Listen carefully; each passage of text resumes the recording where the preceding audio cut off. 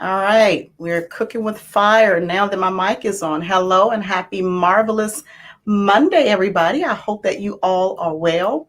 Thank you so much for joining me today. Thank you so much for tuning in. I don't know where you are in your geographical location, but it is raining cats and dogs in my area. So I don't really like rainy weather. It's like gray day, cloudy day, give you the blues type of thing. But I'm coming with energy. I'm coming with fire. So happy Monday, everybody. I hope that your weekend was great.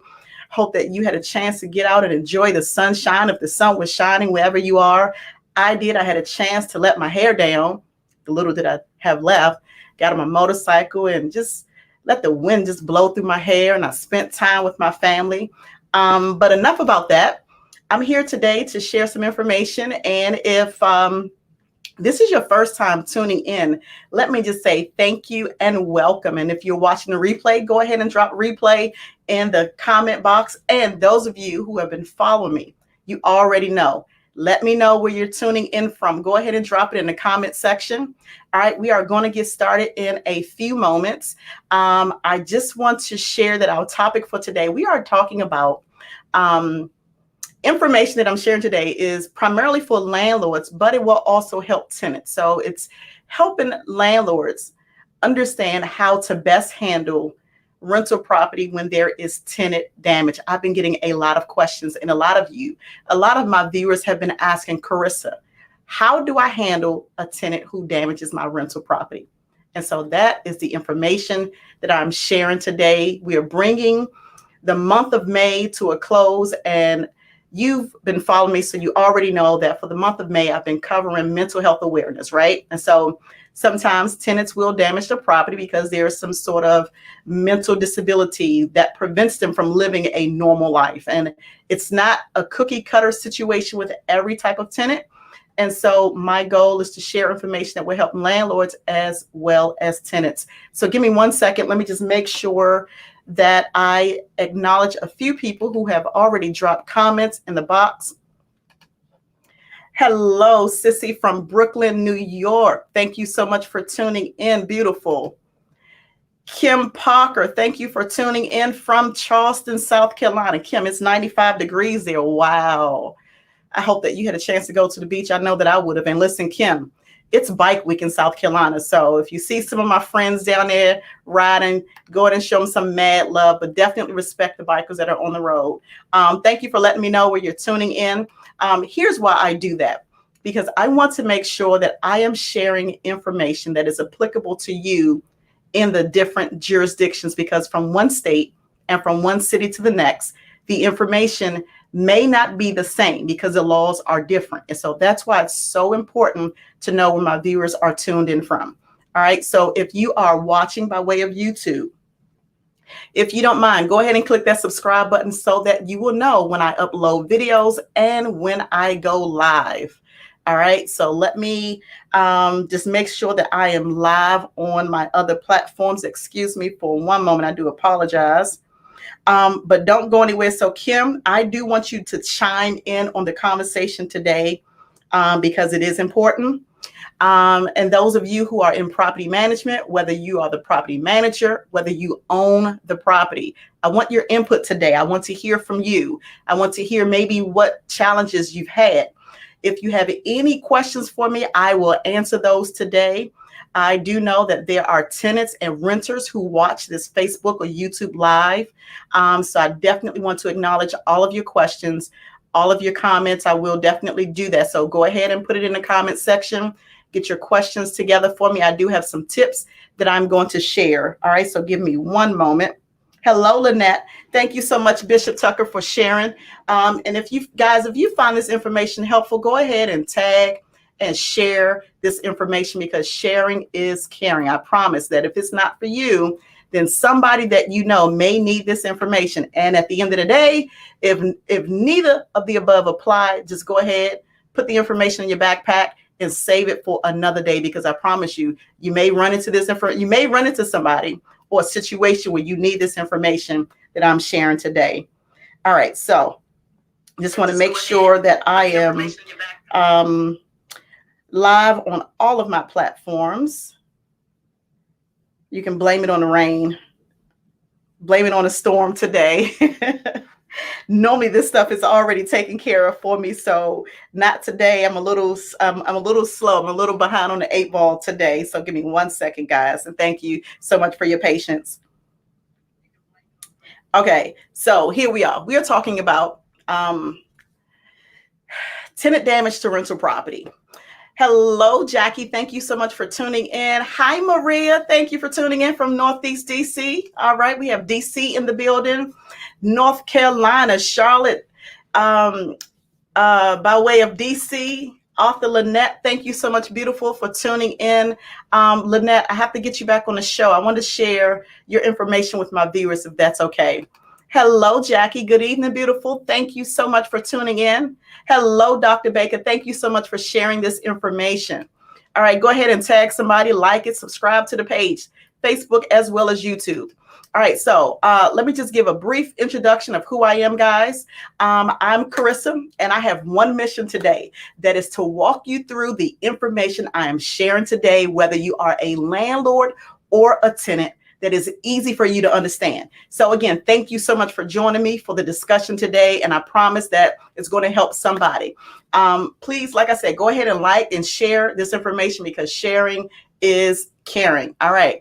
So rule of thumb, just a little housekeeping. Again, if you have questions or if you have comments, go ahead and drop it in the comment section. I will definitely respond to those questions. Okay.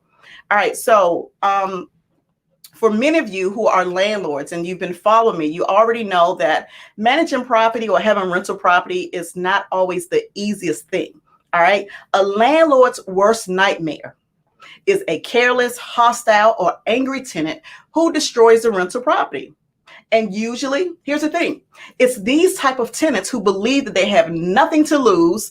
And get this, sometimes they even seek revenge on the landlord by creating all this damage and causing thousands of dollars in damage to the rental property, to the structure, as well as breaking or stealing appliances. And some of y'all been following me for a while. Remember the segment where I shared how, I think I shared a video, how a landlord, he had a rental property upstate, and this tenant absolutely destroyed the place. She threw paint all over the floors. I mean, this guy put a lot of money. I mean, he had top of the line Samsung washer and dryer in the unit. I mean, the apartment was beautiful. It was immaculate. But by the time this tenant finished, he was angry, and I felt his pain. I felt his frustration. All right. And so, but that happens, you know, we can't always prevent things from happening, but we can take a course of action that will kind of let us know what type of tenant we're dealing with.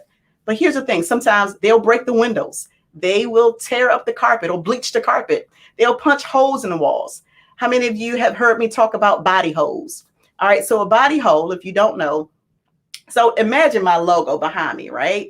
Imagine this was a big old hole in the wall, meaning that a body hole is something where maybe there was a fight and somebody was thrown through the wall.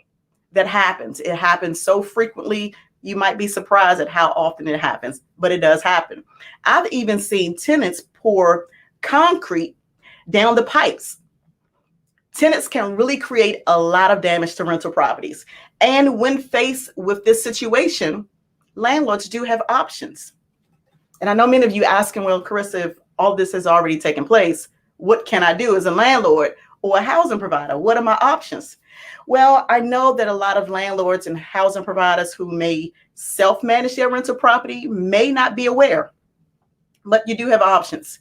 But before I get into the tips and the options, the one thing that I will say is this: run your business like a business. Y'all know this is my philosophy. If you treat it like a business, it will pay you like a business. If you treat it like a hobby, it's going to pay you like a hobby. So make sure that you get and keep your emotions in check. I know that it's tough to do when you have situations when you feel like you're being taken care of. I get it. I'm a housing provider. I'm a landlord. I'm a property manager. I'm a newly real estate investor. And so I get it. I've been managing tenants and been in the industry, like I said, for 28 years. All right. It's not too much I have not seen. But what I have learned is to not wear my emotions on my sleeve, because sometimes I think people forget that landlords are human too. right? And so tenants have bad days, just like landlords have bad days, right? And so my biggest thing at the end of the day is respect, just respecting each other.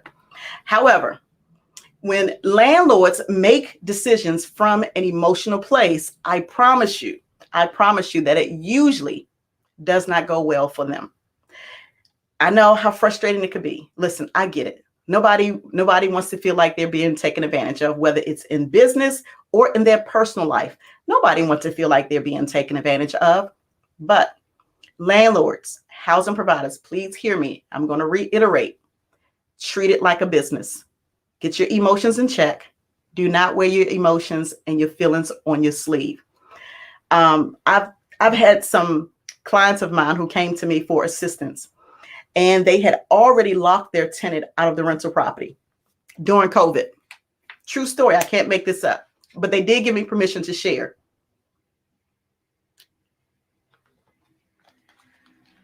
So 2 of my clients, they changed the lock on the rental property.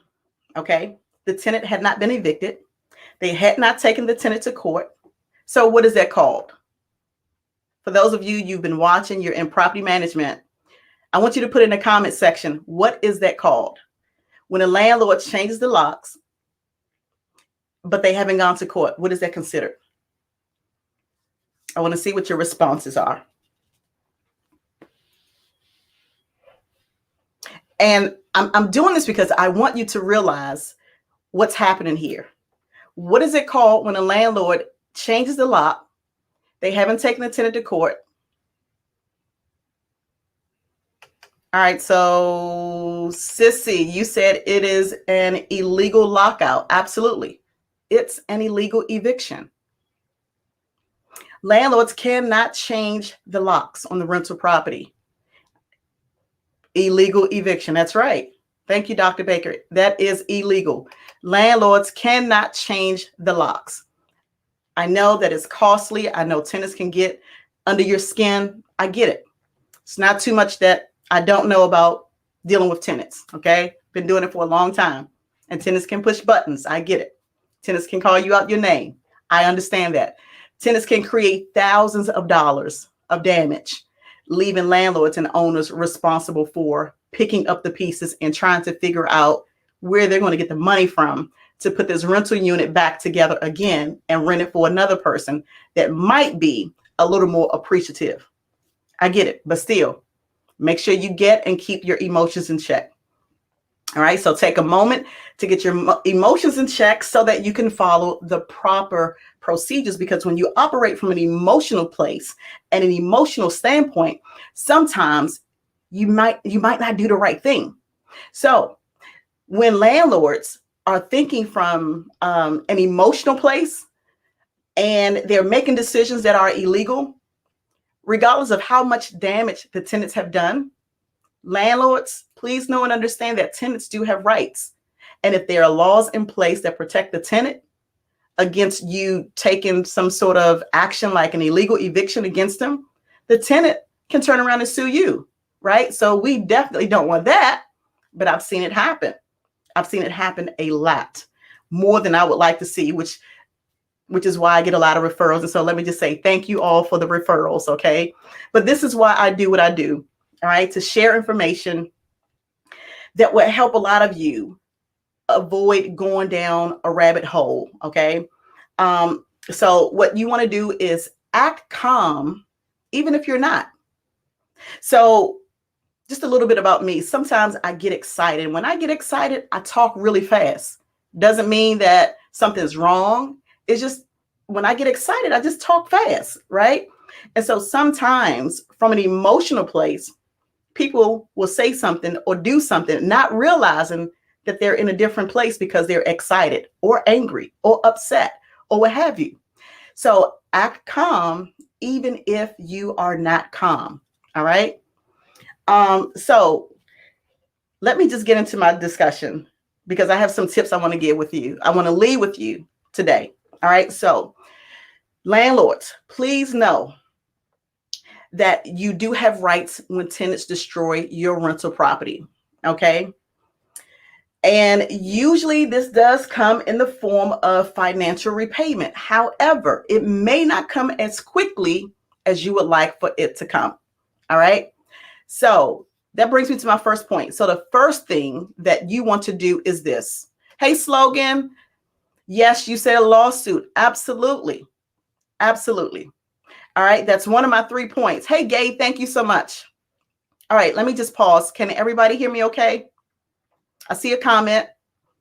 Gay, okay. You said I can hear now. Great. Thank you so much. I just want to make sure my sound is good. All right. So, Gay, I see your comment about mold in your bedroom. All right. I'm going to address that in a few moments. All right. So, the first thing that I do want to share is this. When tenants have damaged the rental property, the first thing that you want to do as a landlord is document the damage. You want to document it. You want to take pictures, and you also want to get videos. That is going to be so important because here's why. It's not what we know, it's what we can prove. So before any work has taken place at the property, before repairs are made, before the window is repaired or replaced, take pictures and document it. All right. So that's the first thing. So I'm just going to give a little more information about that. But Gay, you know what? Let me respond to your comment about repairs that you need done in your rental property. Okay. So Gay, I saw that your comment mentioned mold in your home. So I would strongly recommend that you, if you haven't already done this, definitely reach out to your landlord. Communicate with your landlord in writing what the concern is or the concerns are. Make sure you're taking pictures. Now, if it's mold, that could create some sort of health situation.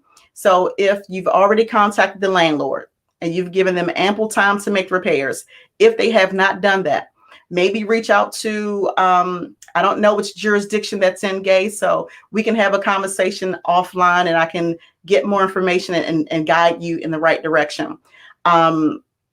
But maybe contact the health department if there's a mold inspector that can come out to verify that it's mold. Here's why I say you want to verify that it's mold because, for instance, and again, Gay, we can have this conversation offline, but I do want to share just this general information for everybody. Sometimes a tenant may say, and not to say that this is your situation, Gay, sometimes a tenant may say, oh, I have mold in my bathroom. Okay, so I'm a property manager. I've been in real estate since 2007 as an agent. I'm also, like I said, property manager. I'm a housing inspector, housing quality standard inspector. And so sometimes I will inspect the tenant's home. Okay. And when I go into the bathroom, there may be black spots in the tub and on the wall. Sometimes that's not necessarily mold. Okay. It might be mildew. It may be dirt. It may be a buildup, but doesn't mean that it's mold. So I don't know if it's been tested, if it's been inspected by a mold inspector. But for those of you who are landlords, and if a tenant ever complains about mold in your rental property, or if you are a tenant and you suspect that it's mold, it should be inspected first by an environmental hazard inspector. I've worked so frequently with inspectors for mold and lead just to make sure that the situation is or is not what we think it is. All right. So Gay, please inbox me. As a matter of fact, we'll have a conversation offline, Gay, and I'll point you in the right direction. And so that applies for tenants as well as landlords. So tenants can pay for inspections. Landlords can also pay for inspections. So if you are a tenant, you've notified your landlord, they've not made the repair, okay, you can pay for an environmental hazard inspection to take place to verify that whether it is or it isn't mold. Here's what I want to say to tenants, okay, because I am a landlord and tenant coach, so I help landlords, but I also help tenants. Don't rely on people to make sure that your home is decent, safe, and sanitary. Now, let me pause here. That is a requirement by law for landlords to do. But if you have a landlord that's not making repairs, don't sit around in a situation that would be unhealthy, or if the place is not habitable, maybe find another place to move to. Some landlords don't care, but some landlords don't have the money. And third and finally, some landlords don't have the knowledge. Okay. So all landlords are not created equal. All landlords do not tune in to Karissa on Mondays. If you have someone who needs this information, go ahead and share this with them. All right. But true story, tenants, you have rights as well as landlords have rights. If your property, where you live at, whether it's a house, a condo, a single family home, a trailer home, doesn't matter. If your landlord should happen to not be making repairs, then maybe see what you can do to try to help resolve matters that's going on in the property. Don't just sit around and wait for someone to come and clean up for you. Don't wait for your landlord to come and do extermination once a year. I've explained to tenants, listen, I provide pest control services. I provide extermination services. But if what we're doing is not correcting the problem because there's some sort of housekeeping issue, then go ahead and clean up. Go ahead and buy a bottle of roach spray, raid, ant spray, spider bug spray, whatever, to try to eliminate the situation. I know some tenants don't like to hear it, but mice, that's not a good subject that a lot of tenants want to have when it comes to their landlord. They want landlords to get rid of the problem.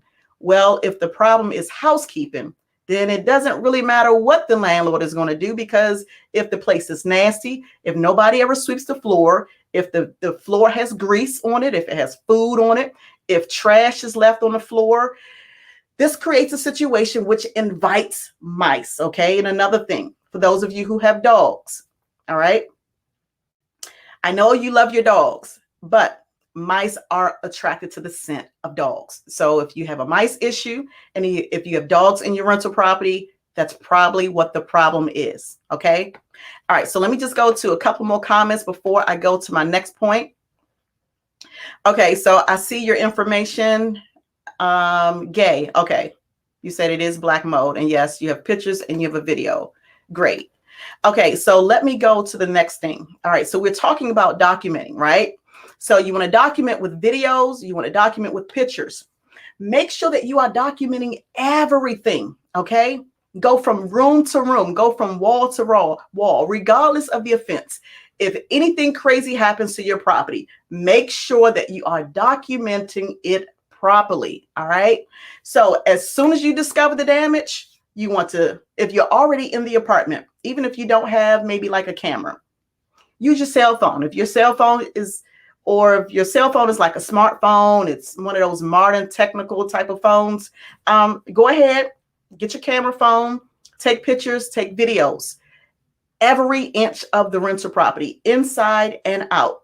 Now, let me just pause here, because I want people to understand that when you should happen to go to court, all right, the judge is going to look at the documents. They're going to look at the pictures. They're going to look at the videos. So the first thing that I would do when I'm inspecting a place, or I'm scheduled to inspect a rental property, is I make sure that I capture the address.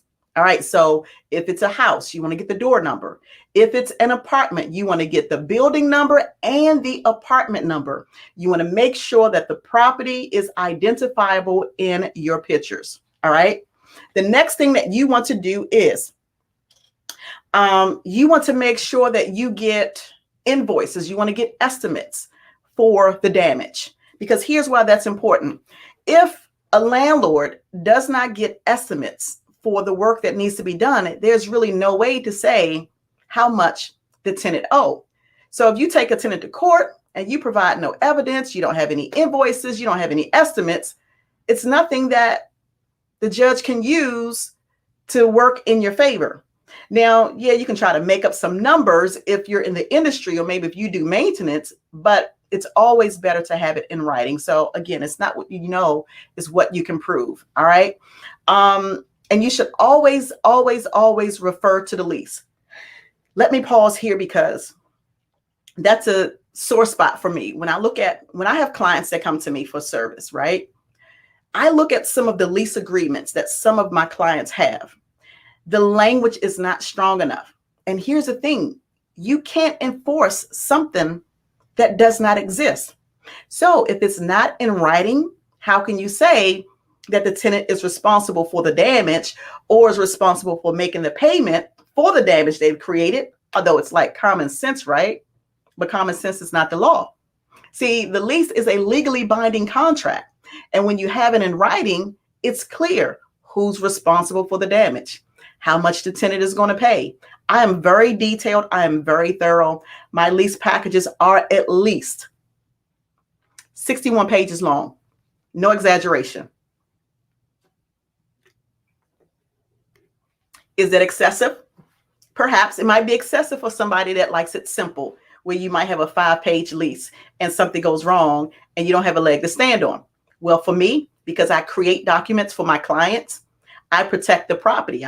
I make sure that I cover my client's asset as well as my asset. Okay.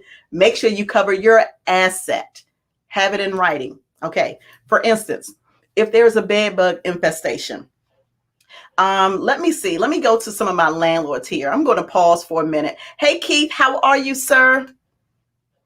All right, Greenwood, what is the best way to enforce tenants from letting people live in the property that's not on the lease? That's a great question.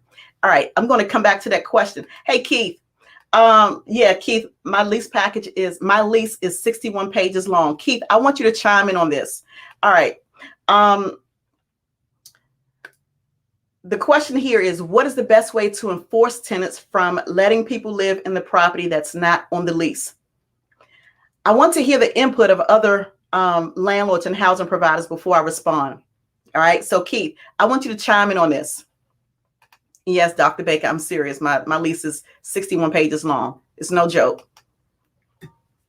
So Keith, I want you to chime in on this question here. What is the best way to enforce tenants from letting people live in the property that's not on the lease?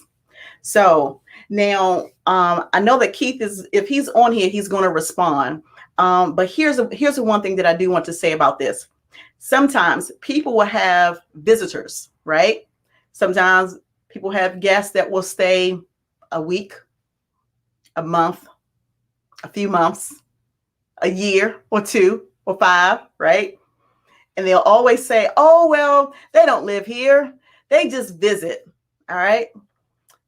So here's Keith's response. And I like to pull on Keith because he is very knowledgeable. He's my big brother. He's one of my mentors. He's phenomenal as a real estate investor, developer.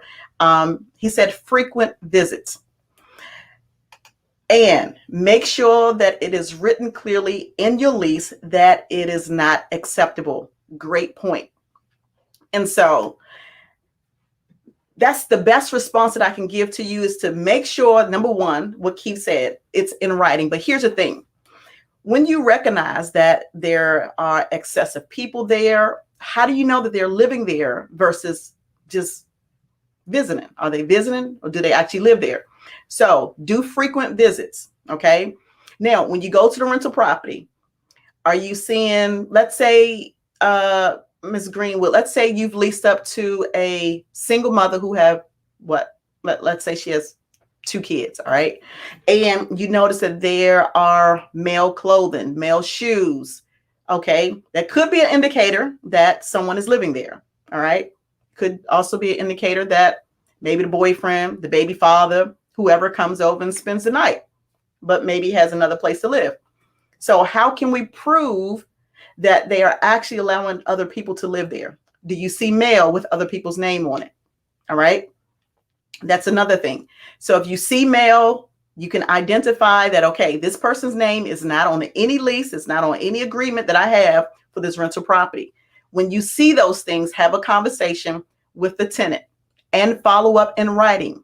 All right. When you follow up in writing, Ms. Greenwood, make sure that you're speaking to the language that is in the lease. So remember, a few minutes ago, I said you can't enforce something that does not exist. So number one, make sure that it's covered in your lease. Now, if you realize that it's not in your lease, but you strongly believe that this tenant does have people living there, have a conversation, follow up with writing, a letter or something, just to recap. Hey, Mr. and Mrs. Tenant, as of today, May 24th, we had a conversation about unauthorized occupants in the home or living in the home. This is just a reminder that it is a violation of your lease. And if someone is found living in the property, we would have to take action against you. Make sure that you're using strong and stern language, but do not violate the laws. Okay. All right. So that means you may have to take that tenant to court, but have a conversation, document it, and follow up. Great question. Thank you so much. All right. So Dr. Baker, can you continue with infestation issues, rodents, bed bugs, roaches? Tenants want to blame the landlord. Absolutely. So I'm gonna expound on that before I go to my next point. So when there is infestation in a rental property, whose responsibility is it to take care of the issue? Who's responsible? So if bed bugs are everywhere, who's responsible? Is the landlord responsible or is the tenant responsible? If there are roaches everywhere, and I've gone into rental properties where bed bugs, I mean, when I say it was a serious infestation problem, I mean it. Like the point of just walking into the rental property, there were bed bugs everywhere in the ceiling, in all the rooms. Like it was just so bad. Like bed bugs plagued this rental property, and this tenant had it for so long and nothing was ever done, that it just spread and it spread and the problem grew and grew, and it was just really nasty. But somebody has to deal with it. So my question is, who's responsible for paying for that extermination service? Because that could be up to $3,000 or $5,000 per treatment. And if the exterminator has to come back multiple times, someone has to pay that cost. So my question is, who's responsible? I don't see any comments in the chat box. So I'm going to answer that. It depends on what's in the lease. So this is why it's important to put everything in writing. So if you have vacant property, or if you're going to come into vacant property, I want you to think about the information that I'm sharing today. And I want you to sit down and think, okay, what is important? What do I want in my lease? I want you to think about worst case scenarios. And if you've been following me for a while, I want you to think about all of the examples that I've given you, all of the scenarios that I've shared. And I want you to think about worst case scenario. If this happened, how will I handle this? If my tenant's apartment or house or condo is infested with bed bugs or roaches, how am I going to handle this? Who's going to be responsible? So let me just share this information. And Keith, I like that. You said the lease is the key. Absolutely. Partner, you already understand. The lease is the key. All right. Put it in writing. For instance, my lease, I have an addendum, a whole section about bed bugs. Tenants, I make it my tenant's responsibility to notify me immediately. I mean, immediately at the point of go, at the point of them seeing one bug, because infestation, the definition of infestation, okay, is defined as 2 or more. That's infestation. So at the point of go, if my tenant notices that they have roaches, if they have ants, spiders, bed bugs, silverfish, they are responsible to let me know right away. Okay. So if that does not happen and I do the inspection, now I'm not going to get too deep into inspections because landlords should be doing inspections not less than quarterly. Hey, Ben. Yes, I do have a copy of the lease, Ben. So email me. I will definitely do that for you, Ben. If I do an inspection and if there is infestation and it's covered in my lease that the tenant is responsible for notifying me right away before there is infestation, here's the thing. I'll go ahead and I'll pay for that service because I have to make sure that the rental property is good, right? So I'm going to pay for it, but I'm going to pass that cost on to the tenant. I'm going to let the tenant know, hey, listen, this is infestation, right? And we've talked about infestation before if we did have that conversation, right? And according to your lease, you are to notify me to let me know if you have an issue. And then I do an explanation. I'll do some education because sometimes tenants just don't know. All right. I've come to the realization that people will do things for 2 reasons, either because they don't know or because they don't care. So I'll tell my tenant, I love to educate my tenants. I love educating my tenants. I'm an educator. Sorry, this is just what I do. So I'll let the tenant know, listen, because you didn't clean up or because you didn't notify me about the matter, now it's going to cost a lot more money. And this is a violation of the lease. So I'm going to pay for it, but you're going to be responsible for this. So you will get the bill. I just want you to know that, yeah, we'll definitely take care of it because we want to make sure that your home is decent, safe, and sanitary. Now, I'm not going to be mean. I'm not going to be nasty and be like, oh, well, this is your bill and this is your problem and you should have told me. No, I'm not operating from my emotions. I'm operating it like a business. I'm going to speak softly. I'm going to speak stern. And if they have a problem with it, it's in writing. Okay. So Keith, your question is, do I go over the whole 61-page lease with all of my clients? You mean clients or tenants, Keith? So for my clients, I do share with them. So I'll have like a briefing session with my clients to find out. So let me just back up. So my clients, meaning that I manage their rental property or I'm consulting on their behalf for their rental property. I do sit down with them and I ask them, what would you like to have included in the lease? Now, that's before I incorporate my language. All right. That's before I include all of my history of doing this. I want to find out from them, what would they like to have in their lease?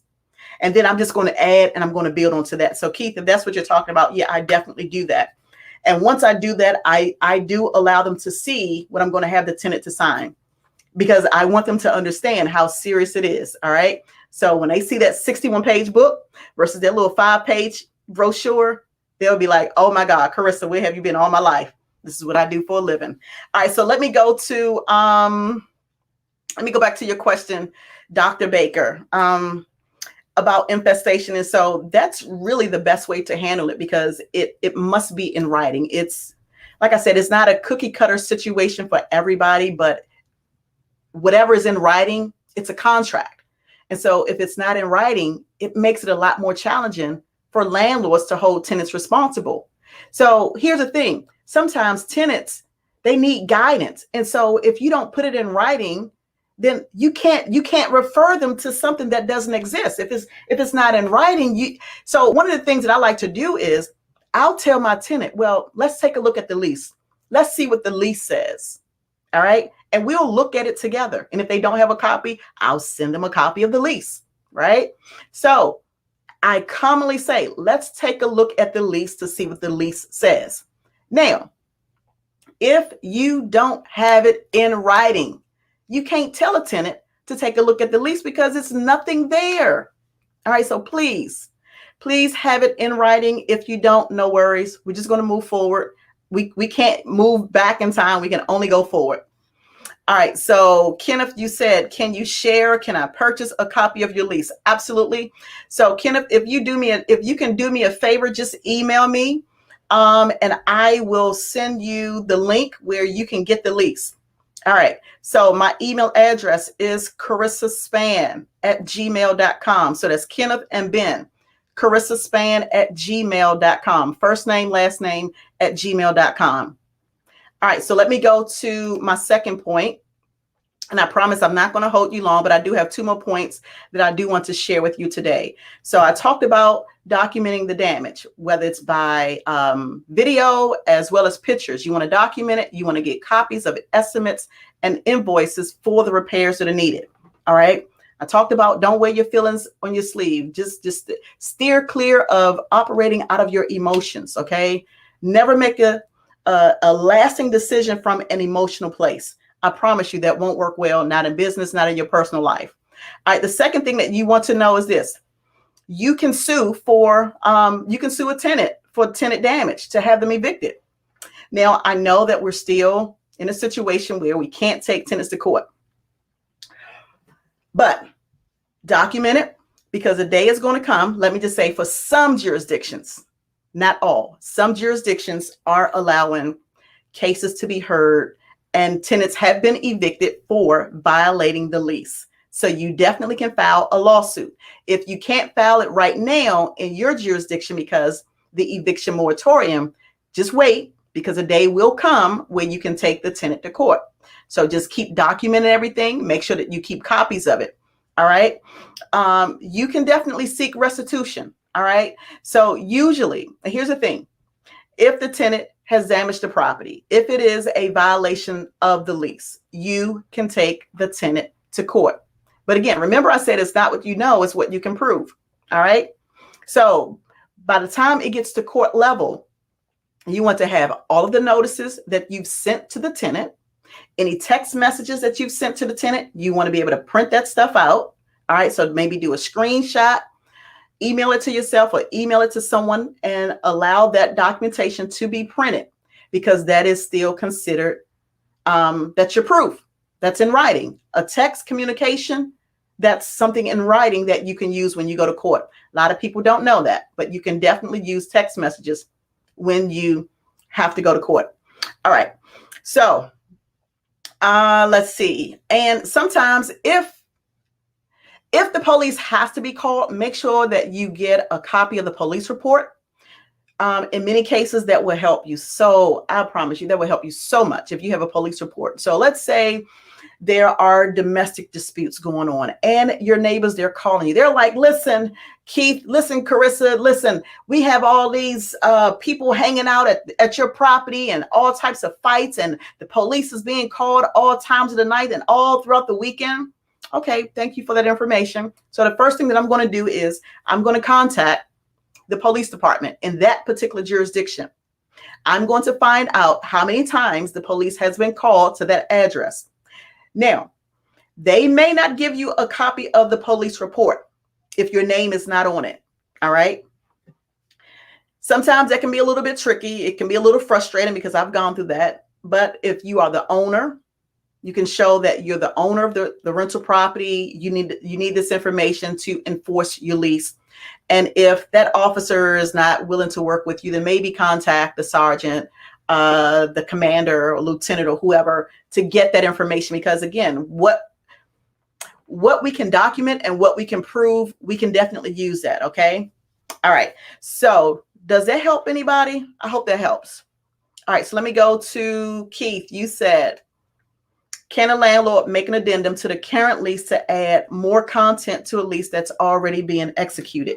Great question, Keith. Landlords can definitely add to the lease.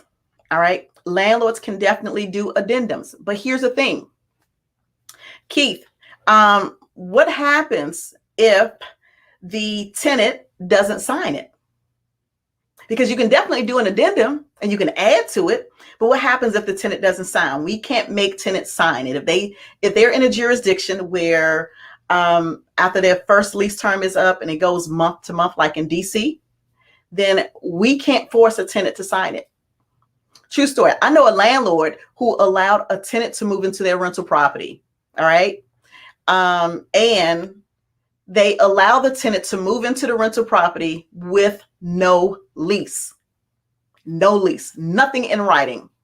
So the landlord allowed this tenant to move from one rental unit that they had, and they moved her into another one.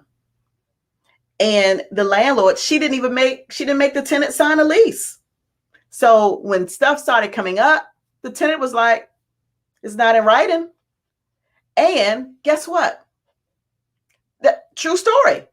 It was nothing the landlord could do because it wasn't in writing. They didn't have anything, nothing with that address, nothing with stipulations for that rental property. They had stipulations for the previous address, but not for that one.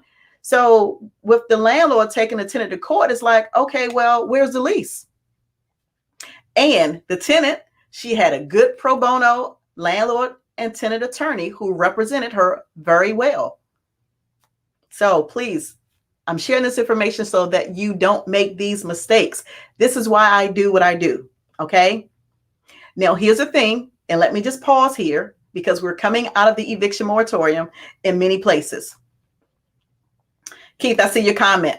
You said, wow, she can even evict her, or you mean never evict her? So it just depends. But in that situation, Keith, it just didn't work well for the landlord. It just didn't. It's no lease. It's no lease. All right. So coming out of the eviction moratorium. Okay. I see your comment. You said you can't evict her. Right. It's gonna be a challenge. I'm not saying that she definitely can't. It just depends on what the situation is, but she shot herself in the foot with that one. She can't even stand on 2 feet with that, Keith. So please hear me. Please hear me on this, landlords. Please. If you do not have a business license or a renter's license. Please know and understand that in many courts, it is a requirement in order to get an eviction. I'm going to pause on that because I know somebody don't like to hear that. Please check in your jurisdiction where the rental property is before you pay for an attorney to take this tenant to court or your tenants to court, because I promise you, I have a list of tenants, okay, that we have to take to court. Make sure you check with your jurisdiction to see if you are required to have a business license or a renter's license, because it is a requirement in many courtrooms now to get an eviction. Even if the tenant has been in the property and hasn't paid any rent in 18 months now. We're going into June, right? 17 months of the pandemic, however long we've been in the pandemic. Let's say you have a tenant who hasn't paid rent since March 2020, all right? If the laws have changed requiring you to have a business license, you cannot evict this tenant without a business license. So please make sure that you are getting your business in order. Make sure you get your business documents in order. All right. Thank you for tagging, Larry. Please definitely tag and share this information if you find it helpful. Kim, can the rental mail be proof for having? So Kim, let me just ask this question. Are you talking about having illegal people living in a rental property? Because if that's the case, then definitely yes. You can use mail. You can definitely use so if you're a landlord and you suspect that tenants are they have extra people living in the property, if you have proof, if you see mail with somebody else's name, you can definitely use that. All right. Okay. So thank you for that, for the clarification, Kim. All right. So you can take your tenant to court, but make sure that you have your documentation and everything in order. All right. Now, here's the thing, because you don't want to wait until you get to court to realize that you don't have your business documents in order. Okay.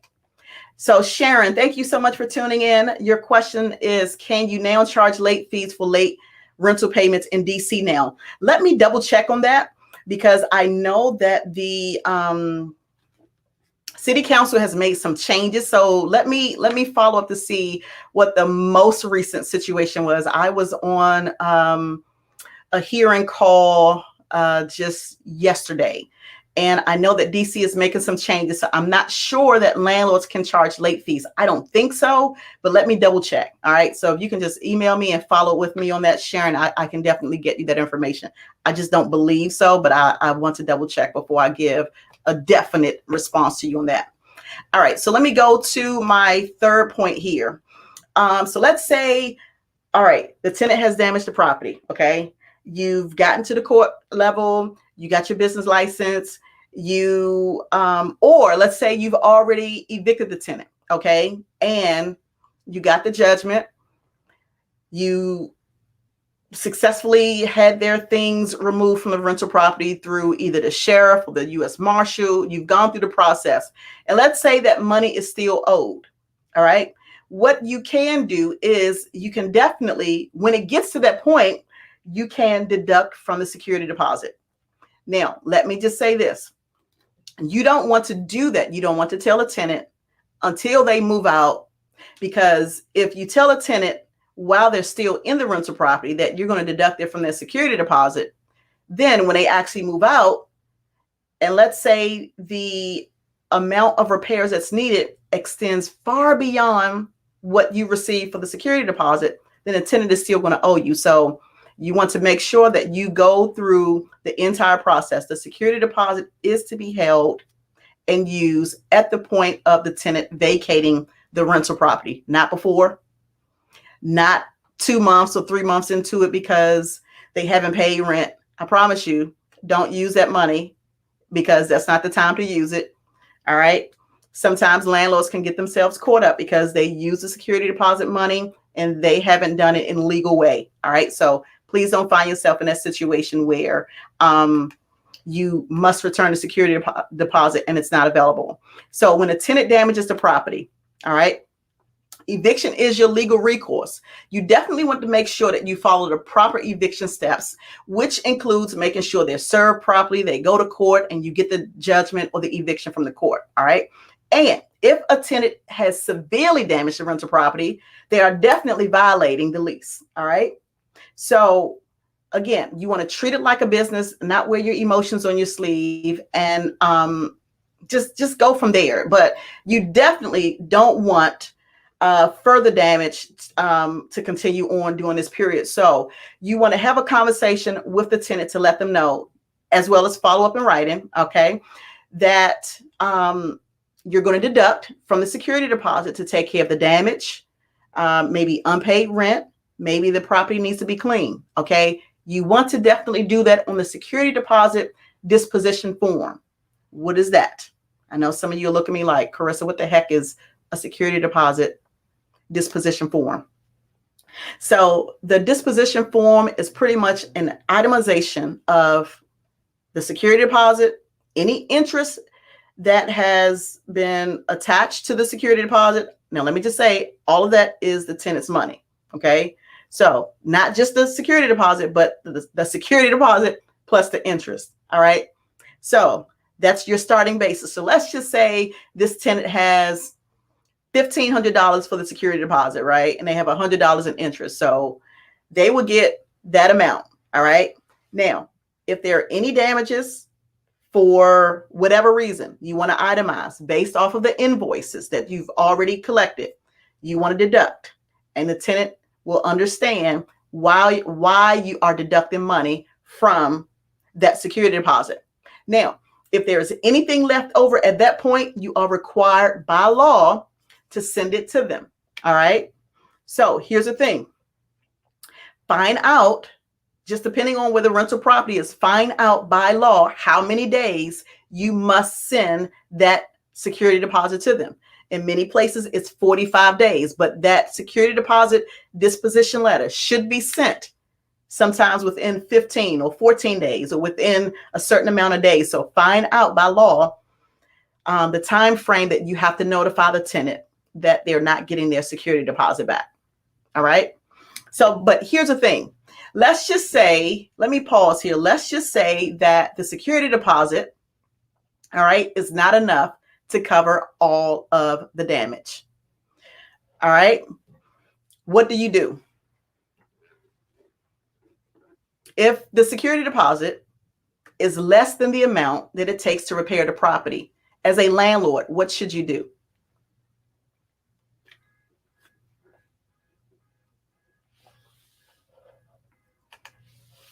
While I'm waiting on your responses, let me go to a few questions here.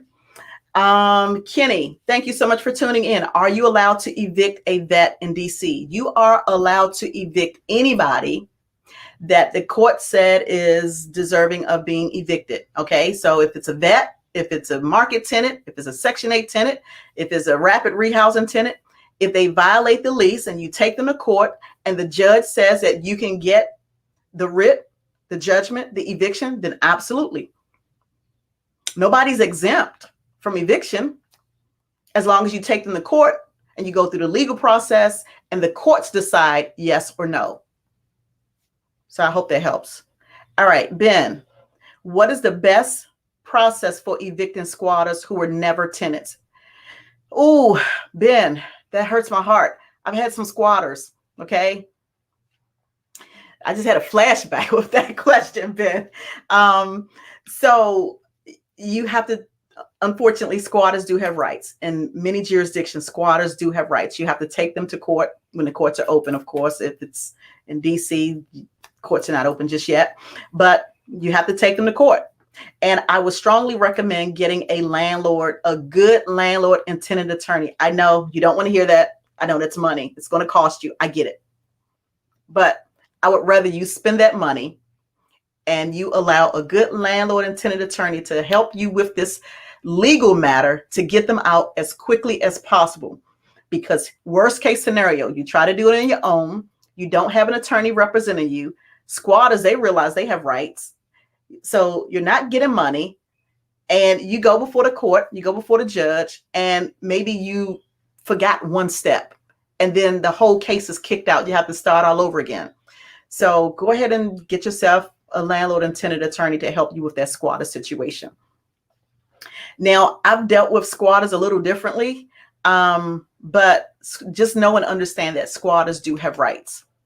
All right, Angela, if I purchase a property with an existing tenant, what's the maximum percentage that I can increase the rent if the property isn't under rent control? Well, Angela, it just depends on where the property is, because some jurisdictions, because of the eviction moratorium that we are still under, okay, landlords are not able to increase the rent under any circumstance. Okay, so definitely check. So if it's in DC, you can't increase the rents at all. All right. Doesn't matter if it's a market tenant, a crack tenant, a Section 8 tenant, a veteran type of tenant, doesn't matter. We can't increase the rent right now. All right. If it's in Washington, DC. Great question. Hey, Pete. Happy Monday. Okay, Pete, explain your comment. Bull the tenant. I don't know what that means. Explain that for me. Okay, so Kim, so going back to the security deposit. All right, so if the security deposit is not enough to cover the damage, what do you do?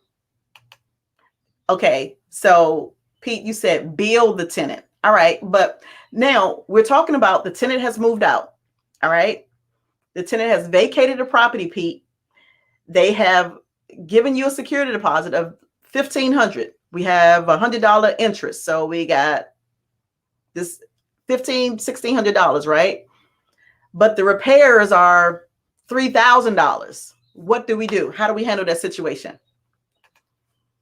Sharon, file a lawsuit against the tenant for additional damages. All right. Pete, you said bill the tenant for the remainder amount. Angela says file a civil suit. Okay. Slogan 45, small claims court. Kenny, you said take them to small claims court for the extra money that exceed the security deposit. Absolutely. And that's the correct answer. You want to go to small claim or civil court, and you want to get a judgment for whatever the difference is. But now when you do that, and let me just share some information, okay? Sissy, notify the tenant in writing with the invoice of the extra charges that they have to pay for. If they don't respond, take them to court. Absolutely. Where to send, Kenneth, where to send security deposit if no forwarding address? That's a great question. So if there is no forwarding address, you send it to, by mail, do certified mail. You send it to the last known address, even if it was at your property. Because you can show, if you have that documentation, you can show where, Your Honor, I tried to mail it, I didn't have a forwarding address. Sometimes tenants will forward their mail.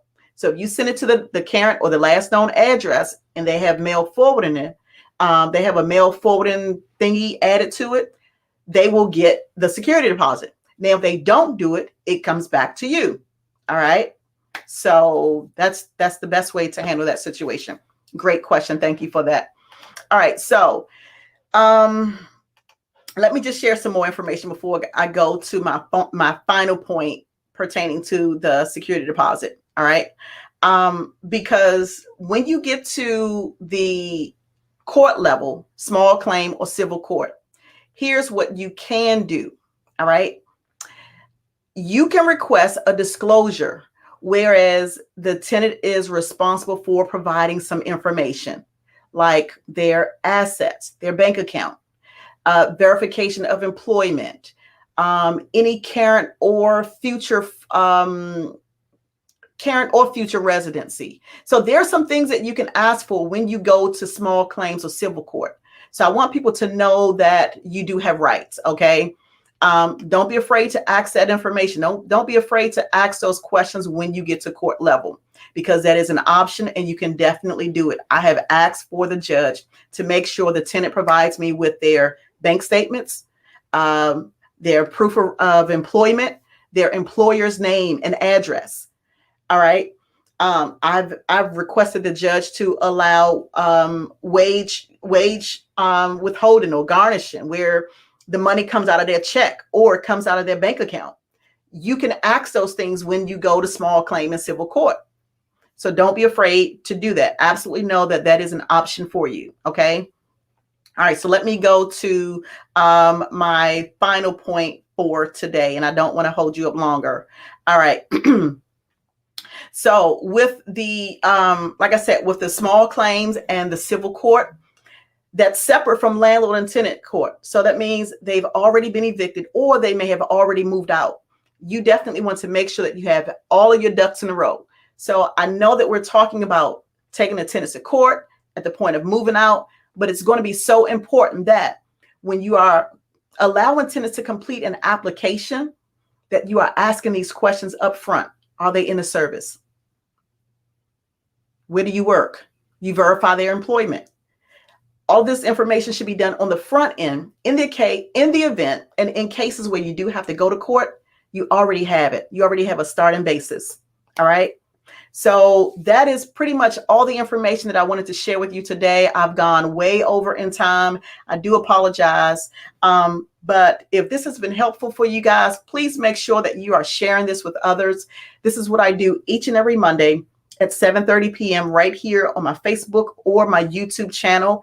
If you're on YouTube, please go ahead and click that subscribe button so that you'll know when I go live and you'll be the first to get information.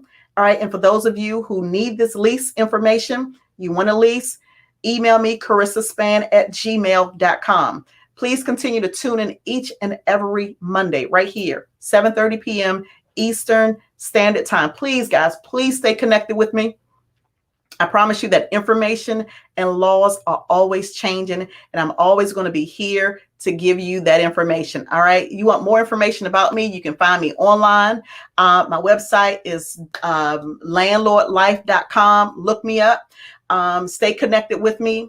I enjoy sharing this information. I enjoy making a difference. And I do hope, I do pray that something that I've shared today has been helpful for all of you. All right. So again, guys, my time is up and I thank you for yours. And please make sure that you are tuning in and share this with somebody else. All right. So I'm going to say bye for now.